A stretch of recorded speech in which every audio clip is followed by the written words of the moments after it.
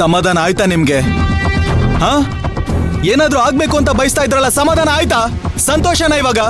ಅಯ್ಯೋ ಧ್ರುವ, ಧ್ರುವ ನಿನ್ ಕೈ ಮುಗಿತೀನಿ ಕಣ. ಕೋಪದಲ್ಲಿ ಏನೇನೋ ಮಾತಾಡ್ಬೇಡ್ವೋ. ಅವಳು ನಮ್ಮನೆ ಸೊಸೆ ಆಗ್ಬಾರ್ದು ಅನ್ಕೊಂಡಿದ್ ನಿಜ, ಆದ್ರೆ ಅವಳು ಸಾವನ್ನ ಬಯಸೋಷ್ಟು ಕೆಟ್ಟ ಮನ್ಸು ನನ್ಗಿಲ್ಲ ಕಣೋ. ಯಾಕೋ ಯಾಕೋ ಈ ತರ ಯೋಚನೆ ಮಾಡ್ತಿದ್ಯಾ? ನಾನ್ ನಿಮ್ಮಮ್ಮ ಕಣೋ. ನನಗ್ ನಿನ್ ಬಗ್ಗೆ ಗೊತ್ತು ಸರ್ಸು, ಆದ್ರೆ ಇವಳು ಮನೆ ಹಾಳಿ ಇವಳೇ ಏನಾದ್ರೂ ಮಾಡಿರ್ತಾಳೆ. ನನಗ್ ಚೆನ್ನಾಗ್ ಗೊತ್ತು. ನೀನೇನೋ ಮಾಡಿದ್ಯಲ್ಲ?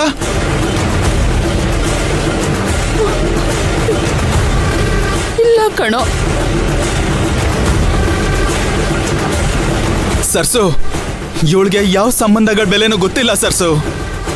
ಬೇಕಂದ್ರೆ ಇದೆಲ್ಲ ನಿನ್ ಮೇಲೆ ಬರೋ ಹಾಗೆ ಮಾಡ್ಬಿಡ್ತಾಳಷ್ಟೇ. ಇವಳ ಬಗ್ಗೆ ಗೊತ್ತಿಲ್ಲ ನಿನ್ಗೆ.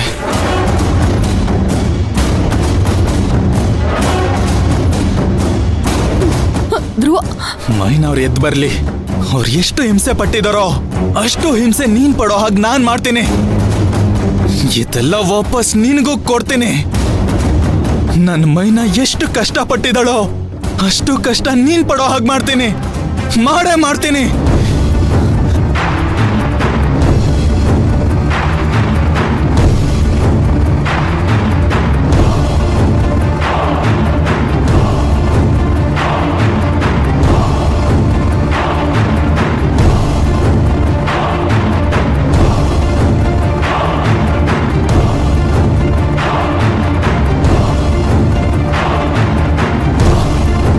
ಮೈನ ಎಲ್ಲಿದ್ದಾಳೆ? ಅಲ್ಲಿ ನೋಡಿ ಸರ್. ಸರ್, ನೀವ್ ಎಷ್ಟು ಸಲ ಹೇಳಿದ್ರಿ ಮನೆಗೆ ಹೋಗು ಮನೆಗೆ ಹೋಗು ಅಂತ.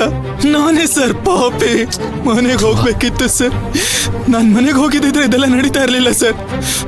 ನೋಡಿ ಸರ್ ಹೇಗ್ ಮಲಗಿದ್ದಾರೆ. ಇದಕ್ಕೆಲ್ಲ ಕಾರಣ ಇವಳೇ ಸರ್. ಇವಳ ಇದನ್ನೆಲ್ಲ ಮಾಡಿರೋದು. ಮಾವ ಸಾಕ್ ನಿಲ್ಸಿ. ಆವಾಗಿಂದ ನಾನು ನೋಡ್ತಾನೆ ಇದೀನಿ. ಅವಾಗ ನೋಡಿದ್ರೆ ಡಾಕ್ಟ್ರು, ಆಮೇಲೆ ಈ ಇನ್ಸ್ಪೆಕ್ಟರ್ ದೀಪ, ಇವಾಗ ನೋಡಿದ್ರೆ ನೀವು ಒಬ್ರಾದ್ಮೇಲೆ ಒಬ್ರು ನನ್ ಮೇಲೆ ಆಪಾದನೆ ಹಾಕ್ತಾನೆ ಇದೀರಲ್ಲ.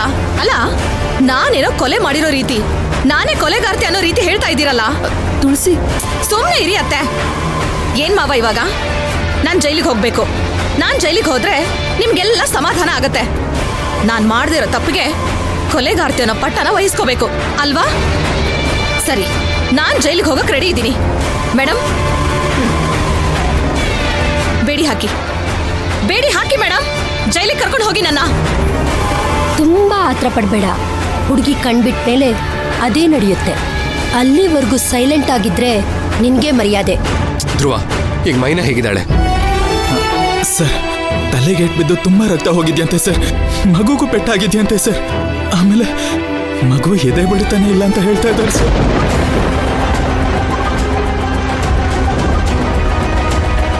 ಭಯ ಆಗ್ತಾ ಇದೆ ಸರ್. ಇಲ್ಲ ಧ್ರುವ, ಮೈನಂಗೇನೂ ಆಗಲ್ಲ. ಮೈನ ಅಂತ ಒಳ್ಳೆ ಹುಡುಗಿಗೆ ಏನೂ ಆಗಲ್ಲ ಧ್ರುವ.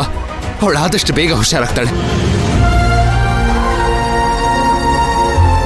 ಸಿಸ್ಟರ್, ಸಿಸ್ಟರ್, ಮೈನವ್ರು ಕಂಡ್ಬಿಟ್ರಾ?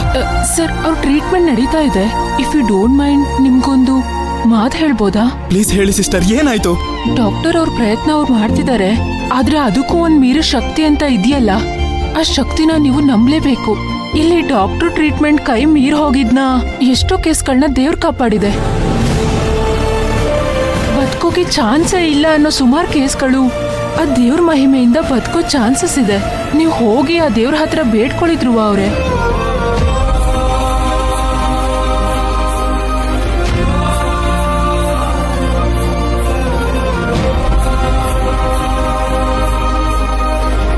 ಮೈನಾ ಅವರು ಬೇಗ ಹುಷಾರಾಗ್ತಾರೆ. ಖಂಡಿತ ನಂಬ್ತೀನಿ ಸಿಸ್ಟರ್. ಮೈನಾ ಅವ್ರು ನನ್ನ ಲೈಫಲ್ಲಿ ಬರೋದಕ್ಕೆ ಆ ದೇವರೇ ಕಾರಣ ಅಂತ ನಾನು ನಂಬಿದ್ದೀನಿ.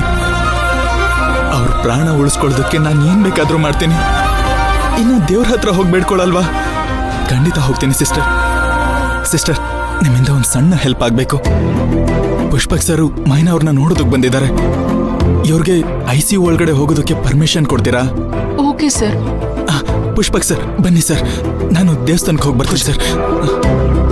ಪ್ಲೀಸ್. ಸರ್ ಬನ್ನಿ.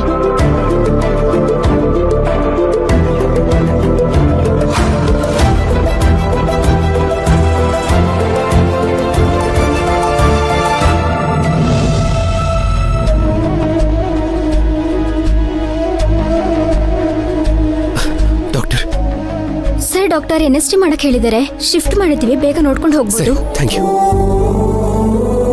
ಮೈನಾ ಮೈನಾ ಎದ್ದೇಳು ಮೈನಾ.